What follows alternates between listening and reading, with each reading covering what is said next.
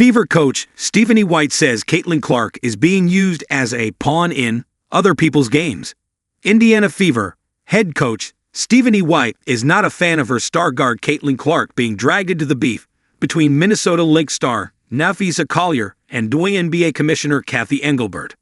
Collier brought Clark into the fray last week when she said that she asked Engelbert how she planned to fix the fact that players like Caitlin Clark, Reese, and Paige Bueckers are making so little money during their first 4 years in the WNBA, and Engelbert's response was, Caitlin should be grateful she makes $60 million off the court because without the platform the WNBA gives her, she wouldn't make anything. The WNBA commissioner would later deny that she said anything negative about Caitlin Clark, saying, obviously, I did not make those comments. Caitlin has been a transformational player in this league.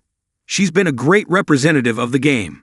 She's brought in tens of millions of new fans to the game. Proud of what she's put on the court. Unfortunately, the injuries held her back from a full season this year.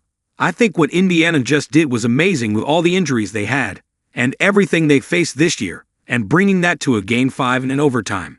But yeah, as I said, there's a lot of inaccuracies reported out there, and I certainly did not say that. Fever head coach hates Caitlin Clark being used as a pawn. Stephanie White, during a recent appearance on Query and Company on 107.5, The Fan in Indianapolis, addressed Caitlin Clark being pulled into the discussion by other people. I hate it all for Caitlin. You know, I feel like she's a 23-year-old kid who loves to play this game, who is a pawn in a lot of other people's games and a lot of other people's narratives, White said.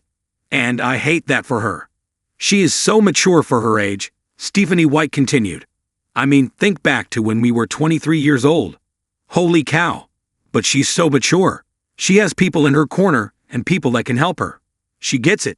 She understands the big picture. We'll have conversations. I've been in a very small way, in some of the situations that she's been in. Certainly not with social media and all of that stuff, but we've got players and staff that have played in this league. But no one outside of a Tiger Woods, a Serena Williams, you can probably name just maybe a handful more of athletes who have been the game changers and who have experienced what Caitlin Clark is experiencing. Other than them, no one can really relate to what she's going through. I think the biggest thing is we can be there for her.